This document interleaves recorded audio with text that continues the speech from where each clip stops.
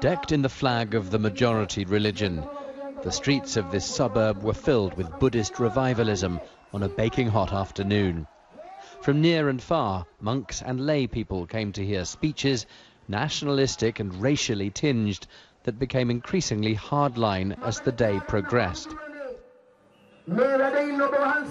This monk is General Secretary of the new organization that called the rally the Bodu Bala Sena, or Buddhist Strength Force. He said only monks could save the Sinhalese race. Democracy and pluralism were killing that race. This is even though the Sinhalese are 3/4 of the Sri Lankan population. There was rhetoric against minorities, especially against the use of the halal system, whereby Muslims certify which goods are acceptable to consume, a system whose abolition is now being demanded.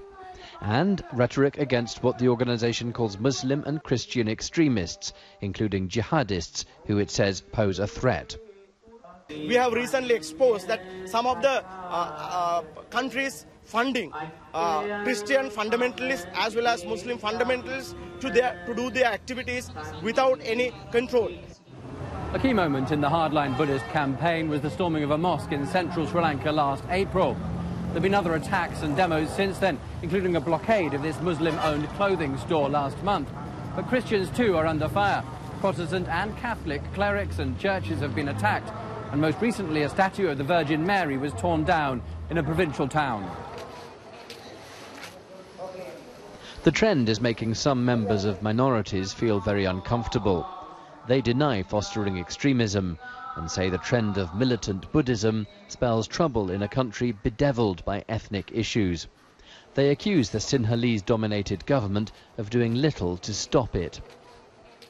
The situation is very bad. So any moment the ethnic riots will start between Sinhalese and Muslims. Now they have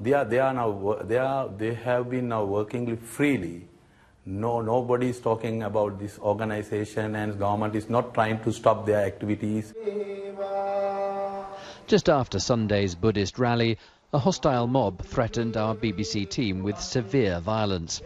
Complying with the mob, the police stopped us driving away until their superior overruled them. The hardline faction has now made more of its views clear. It wants an end not only to halal certification, but also to the building of mosques, and it seeks the expulsion of foreigners promoting their religions.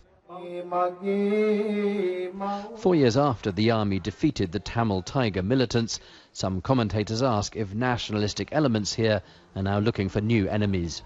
Charles Haviland, BBC News, Colombo.